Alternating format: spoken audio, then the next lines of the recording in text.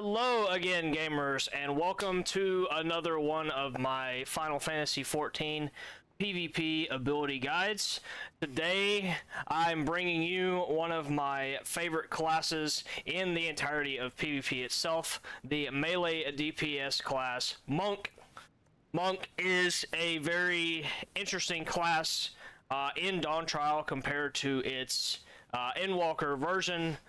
But I still find it a ton of fun, and they have added a ranged ability to the class, which it didn't really have before, and I'm very glad that they did, because in all modes it allows for you to sit back and deal out some decent poke damage without being in any danger, and we'll go over that, and when you should do that, and when you shouldn't be doing that, and as always, we'll go over all the abilities, just the order that they are on my hotbar, and then we'll talk about the limit break and the roll action at the end, followed by a gameplay. So, without further ado, let's take a look at the Monk class in Final Fantasy XIV PvP. So, starting out, we have our basic combo button. The Monk class has the longest chain of abilities on their basic combo button. So my one button on my bar is actually, if you see in the bottom right here, it's 7 different abilities. So we have Dragon Kick, we have Twin Snakes, Demolish, Leading Oppo, Rising Raptor, Punching Coeurl, and Phantom Rush.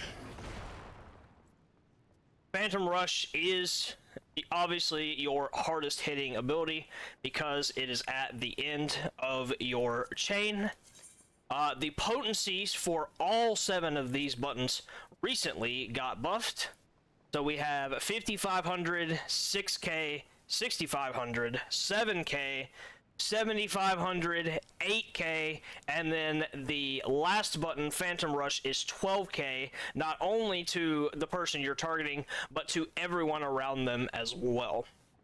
So, whenever you can get a Phantom Rush off onto multiple enemies, you should do so because it's a lot of damage.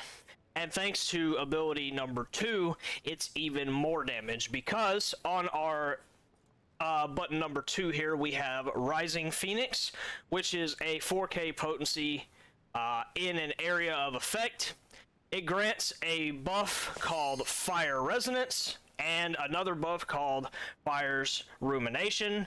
Fire's Resonance makes it to where the next weapon skill does 50% more damage.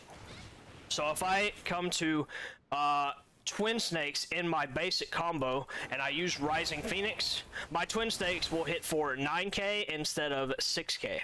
So, as you can imagine, to get the most value out of Rising Phoenix, you don't want to use it with your basic combo until you get to Phantom Rush, because when you use Phoenix and then you press Phantom Rush, you do 18k.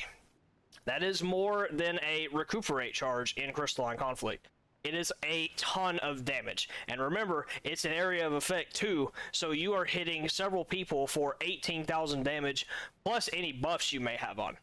So it's a very, very strong hard-hitting button. Be sure to use Phoenix into Phantom Rush anytime you can. Alright, now, talking about ability number 3. Ability number 3 is Wind's Reply. This is a 10 Yalm line attack for 8,000 damage. What I will not be able to show you is its next effect, which is a 15 Yalm knockback. So when you press Wind's Reply on an enemy in-game, they will go flying backwards in whatever direction they are moving. If they are standing still, it's whatever direction you are aiming. So let's say this striking dummy was a standing still person. If I walked behind him, he would go flying that way. But if he was moving and I pushed him, if he was moving towards these barrels here, he would go flying at those barrels instead of flying backwards like I might want him to. So keep that in mind. The Next effect is probably the most important effect on Monk itself as a whole, which is called Pressure Point. Which again I won't be able to show you because I do not have anybody else here with me. However, it is a little yellow icon with a person in it, and it lasts for 4 seconds. And when you use a weapon skill during that 4-second period on the person you targeted, you do an extra 12,000 damage. So to put it into perspective for you, if I get to the end of my basic combo, where I get to Phantom Rush, before I push Phantom Rush, if I press Wind's Reply, I do 8,000 here, they get pushed away, I can buff my Phantom Rush, and I will do my 18k Phantom Rush damage as well as the 12,000 damage from Pressure Point at the same time. I just hit an enemy for 30k in one button press because of the way the buffs can line up. That's a lot of burst damage. That is the hardest hitting regular ability in PvP, is a pressure pointed Phantom Rush. It is 30k. A Marksman's Bite, which is Machinist LB, is 40k. So that's quite a bit. However, if you're playing against smart players, they will look for ways to avoid your Wind's Reply so you miss that extra 12k damage, because if they don't get pushed, they don't get pressure pointed, and you're losing 12k. But keep this ability, Wind's Reply, on cooldown as much as you can, because it's a lot of damage value. Not only is it your 8k from your line AoE, but it's that 12k from pressure point that really matters. And finally, the last effect that also lasts for 4 seconds is when a Resonance, which increases your movement speed by 50%. So if you're trying to get away and there's a target close to you, one of the things you can do is just press Wind's Reply on that target that's close to you. You don't have to worry about doing the extra damage. You can just use it to keep walking away faster. Alright. Finally, moving on to ability number 4, which is the new ability that they added in Dawn Trial PvP. This is Flint's Reply. It's very simple. You have a 20 ohm range, and you do 6,000 damage from anywhere within that range when you press it. Now, the Fire Resonance buff on, Fire's Rumination buff that you get from pressing Rising Phoenix affects Flint's Reply, and it turns it into Fire's Reply. Fire's Reply is a targeted AoE for 8,000 damage, but if you throw it while you have Phoenix buff on you, it does 12,000 damage. So every time you Phoenix and then you Flint's Reply, which is technically Fire's Reply, you will do 12,000 damage in a circle. This button alone can get you very high up on the damage charts in modes such as Frontline, where enemies might be all grouped up. If you throw a well-targeted, people call it fireball, if you throw a well-targeted fireball, you can cleave multiple enemies. And if you have that battle high 5, you can do 12k damage to every single person that's caught in your AoE. Fire's Reply is a great way to get out poke damage in not just Frontline, but any mode, really. If you're looking to do a ranged burst and you're playing Monk with a bunch of extra ranged DPS behind you, you can throw a Fire's Reply at the same time they throw their burst, and you are contributing a significant amount of damage. So keep the Flint's Replies on cooldown. Prioritize still using Phoenix for Phantom Rush, but if you aren't going to get to Phantom Rush anytime soon, you should definitely use Fire's Reply instead. Alright, now we have 2 more abilities left. These 2 abilities are more on the defensive side for Monk. And Riddle of Earth, ability number 5 here, is the way that monks can stay alive. So, what this button does is you put a buff on yourself called Earth Resonance. And as you have this buff on you, you have 8 seconds to take damage in a positive way. And what I mean is, when you're getting hit, you basically are building up compiled damage that you are taking from enemies. So as you can see in the bottom right, it says damage potency 4,000 plus 25% of compiled damage, and cure potency is 8,000 plus 50% of compiled damage. So if I press this button, it turns into Earth Supply, which you can cancel early. It does not go off automatically. You must press it within those 8 seconds. As you can see, it just disappeared. But let's say that all these striking dummies here on the top of this ship are enemies, and they're all hitting me with abilities. If they do a total of 40,000 damage, my heal is going to be 8,000 plus 20,000 extra because it's 50% of the damage they just did. So I'm going to heal for 28k. Also, in a, I believe it's a 5 yalm radius from Earth Supply, 6 yalm radius, I am going to do 14,000 damage because I am doing that base 4,000 plus 10,000, which is 25% of 40k. So it is a extremely strong ability to be able to turn damage around back on your enemy.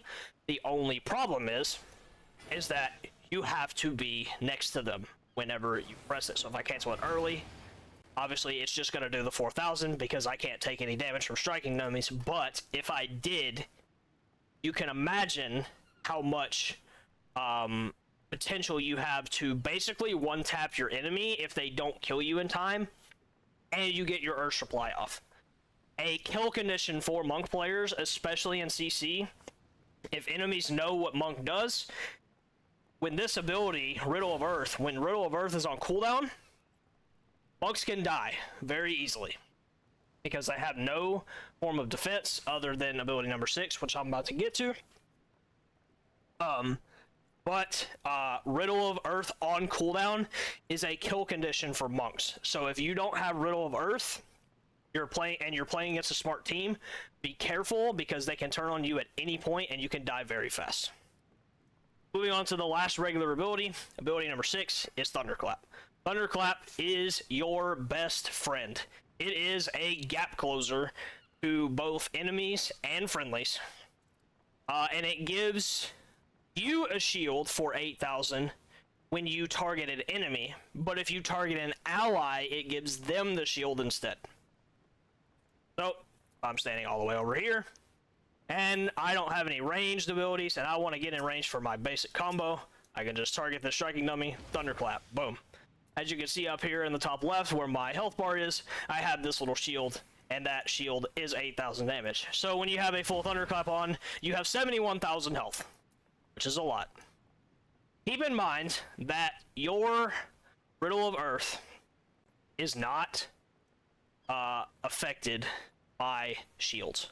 So in order for you to build up damage for your Earth Supply, you must lose health, not shields. So this is just an extra way to keep you alive when you know you're about to take so much damage that these 8k shields are going to save you. Also, if you're not the target, but your friend is, you can definitely consider saving a Thunderclap charge to zip to them instead to give them that extra 8k health to hopefully live. Okay. We have gone through all the regular abilities. Monk is pretty simple. But now, let's talk about Monk Limit Break. If you already kinda know about Monks, you already know what this button does because you are tired of being hit by it. This button is called Meteor Drive. Meteor Drive is single-handedly the most, I'll just use the word stupid. It's the most stupid button in PvP. Why? Because when you get hit with Meteor Drive, there is nothing you can do. You must rely on your teammates to stay alive, which, in my opinion, in PvP, is a very bad concept. However, it's in the game, it's here, and let's talk about what it does. So, whenever a monk has Meteor Drive, and they choose their target. They have a 20 ohm range. Within that 20 ohm range, when they press the button, they will zip to you, and they will knock you up in the air with 3 kicks. All these kicks do 4,000 damage. If you're in guard while they press it, you lose your guard and you still take full damage. And then you get the Meteor Drive debuff on you, which is an extra 12,000 damage when you are slammed back onto the ground. So, because the striking dummy cannot be knocked up into the air, it doesn't take the first 4,000 potency hits, but it does take the slam damage. That's the Meteor Drive damage. So the total potency for Meteor Drive is actually 24,000, not 12,000. It's 4K, 4K, 4K, 12K. 4 hits. So if you die while being knocked up in the air to a monk, it's because you died to one of those 3 4K potency hits. Meteor Drive makes it to where the person being targeted cannot do anything. This is called helpless crowd control. It's the same thing as Reaper Fear, and it's the same thing as Dancer Charm. Only it is a single target, and it is super, super, super effective on picking out a single enemy and getting them off the battlefield. If you ever play competitive CC, and there is a Meteor Drive available on the other team, expect one of you to die in the next team fight. More times than not. Ways you can be saved from Meteor Drive include being extremely well-timed heals from good healers, specifically white mages and astrologans have the best chance of saving you. But the actual best save condition is Paladin cover. So if you get targeted with Meteo, and during the Meteo animation, a Paladin covers the person being targeted, they will stop taking damage. They will still be getting knocked up and slammed back down, but they won't take any damage, and they have a good chance of staying alive. So, the reason that I think Meteor Drive is a bad button is because you have to rely on your teammates to stay alive. If you get Meteor Drive to Frontline, especially if you're in front of the monk's entire team, you are just dead. There is absolutely nothing you can do about it. Button does not need to be in the game, but here we are. I will talk about combos at the very end. I'm going to talk about role actions next, and you will see that you can one-shot people with Meteor Drive, and it's ridiculous. But before we get to that, let's talk about role actions for Frontline and Rival Wings. Melees have 3. It is Bloodbath, Swift, and Smite.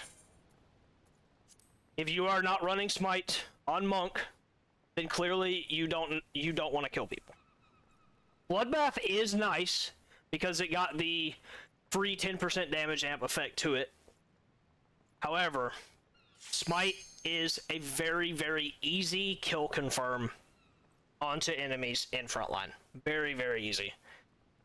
And I'll talk about combos that revolve around Smite when I get to that part, but basically, when those enemies are at 25% or lower HP, after you do a Meteor Drive combo, they just die. They can't move, they can't guard it in time, they just die to Smite. So I don't see any reason why, if you're looking for kill secure, that you wouldn't run this role action. It's absolutely ridiculous. If you're looking to pad damage off of just Phantom Rush and Fire's Reply exclusively, running Swift is okay because it allows you to run in, do your damage, not get crowd controlled, and get out. But you have Thunderclap. And I think using a Purify straight into a Thunderclap onto an ally to get out of the enemy's range is just, it's good enough, right? So I don't think you need Swift at all. And again, Bloodbath, it's a free 10% damage amp. Same condition if you want to use it for when you're going for pad with regular abilities. You know, you can make your Phantom Rush and your Fire's Replies hit harder, especially when you have that Battle High 5 in Frontline. But definitely in Rival Wings, though, don't take anything besides Smite. Smite is too strong on enemies and onto vehicles. So yeah, you need to run Smite when you play Monk. It is what it is. But yeah, that's the role actions for Monk. Not too complicated. So now, finally, before we get on to the gameplay, let's talk about combos. Monks can one-shot you. This includes Battle High 5 monks in Frontline, soaring high monks in Rival Wings, which is 20 soaring stacks, or even monks in CC. Just, they can outright one-shot you if you let them set it up. The combo is also very simple. The combo is Wind's Reply into a Phoenix, into a Fire's Reply, and while you're winding up your Fire's Reply animation, you mash Meteor Drive, because they cannot guard any of your damage. So you're taking 8,000 from Wind's Reply. You don't need the Phoenix damage. You're taking 24,000 from Fire's Reply because you have the 12k from Fire's Reply itself, and then you have another 12k from Pressure Point, and then you're taking 24 more thousand from Meteor Drive. That is 56,000 damage. If you happen to hit the Phoenix for some reason, that is 60,000 damage. You are just dead, unless you are playing another melee, or you are playing a tank. But after the Meteor Drive animation ends, if the Bug Dragon kicks you and you're playing a tank or a melee, you're still dead. Because that's 65,500 damage, and there's not a single class in this game that has that much max HP. It's a little ridiculous. Now, I won't be able to push the striking dummy again, because it's a striking dummy, not a person, but this is what the combo actually looks like. Wind's Reply, Phoenix, Fire's Reply, Meteor Drive. Obviously it didn't do all the damage, but it will one-shot you. It will one-shot you Battle High 5, max soaring, and in CC, is what it is.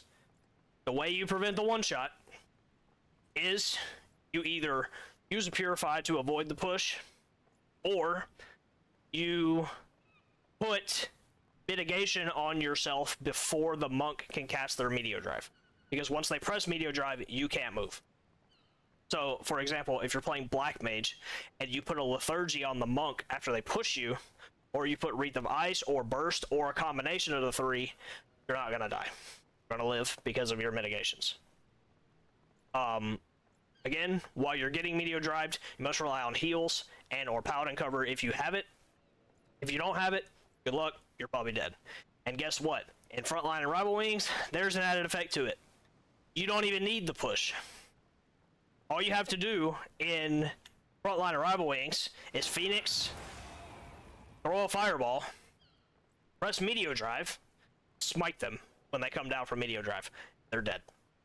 And there's nothing you can do. So it looks like this. Phoenix, Fireball, Meteor Drive, smite. Again, doesn't do full damage because I'm on a striking dummy, but if I was on a person, you know, what do you do? Monks are very frustrating to play against. They are not fun to play against. They make people mad, and that's all because of the limit break. Everything else is fine, but because the limit break is a button, monks are hated, so I get it. Now, I'm going to give you one last tip for monk while I'm here, and then after I give you this last tip, we'll get into the gameplay. So, Earth Supply. There is a way that you can get your damage guaranteed onto your target without missing it. If you have good enough ping, you can drag your Earth Supply damage with your Thunderclap after you press it. I do not have good enough ping, so instead of it going off when I get to the striking dummy, it goes off about halfway there. However, the Meteor Drive animation is so fast that you can drag it. It doesn't depend on your ping. So if I have about a 25k damage Earth Supply ready, and I have Meteor Drive, all you have to do is after you click that Earth Supply, you just spam Meteor Drive. There's your Earth Supply damage, there's your Meteor damage. It is a very, very easy way to get insane burst damage onto your target. If I get a really, really big Earth supply, let's say the damage is going to be about 35k, and then I Meteor Drive someone, that is a one-shot on a squishy target. Again, Monk has a lot of damage. It has no crowd control other than the knockback and the helpless from the LB, but its damage is ridiculous. So watch out for good Monk players. They can absolutely lock down several targets, just picking them off one at a time. And yeah, that's really all I have. We went over the abilities, the LB, the roll actions, and now you are going to see a awesome Frontline gameplay that I got yesterday while playing on Onsel. I was a little tilted, so apologies in advance, because the games before this one were very bad for me personally. I did not like the way that I played. However, this Monk gameplay was probably one of my best that I've ever done in Frontline, and I'm excited for you all to see it. Shout outs to my good friends Winter and Varen, who played Bard and Astro, and they kept me alive and they gave me buffs, and I did some ridiculous damage, and it was very, very fun. So I hope you guys enjoyed this guide. I hope you guys now maybe understand what monks do and why you might be getting one-shot by them. I hope you understand a little bit more about Meteor Drive. I apologize that I do not have a person here with me to show the full effects, but I hope that my explanations made you understand a little more and that you enjoy the Monk Frontline gameplay.